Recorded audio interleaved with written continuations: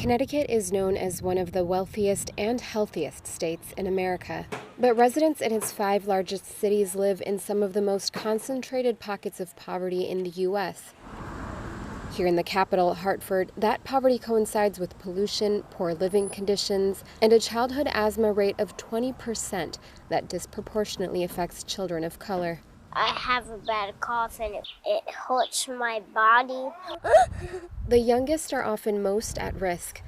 Catherine Manson struggles with managing the severity of her children's asthma on a daily basis. I never knew that you could die from an asthma attack. That's the seriousness of it. Manson was confronted with that possibility when her son Carter had an asthma attack at a friend's birthday party. So I literally had to pick him up, and he just kept saying, I can't breathe, I can't breathe. He's crying. And I'm just like, okay, just breathe, just breathe. Sorry. It was scary. That was awful.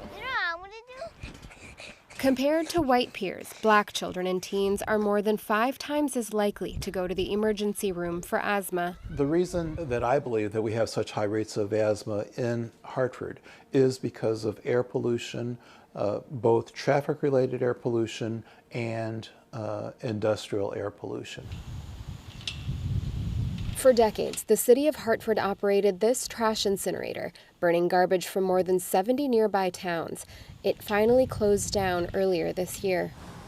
Less than a mile away is a sewage sludge incinerator that was the cause of a pollution violation in 2021. The rates of asthma were directly proportional to distance from the trash incinerator.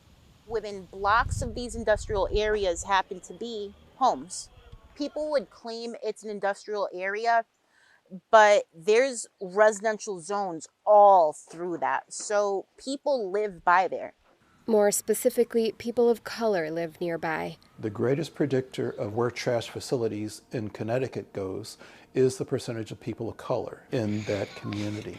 Okay. Nearly 4 in 10 black children live in areas with poor environmental and health factors, compared to 1 in 10 white children.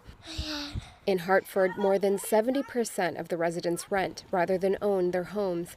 When landlords are allowed to operate with absolute impunity and you stick this poor housing in the middle of industrial areas, you just have this whole recipe for disaster. The multifamily homes and apartments are also dated, with issues of mold, asbestos, and other triggers for asthma. So there are many, many issues with trying to address the livability of an apartment so that they're warm in the wintertime and they're safe for children, both from lead and from mold and asthma.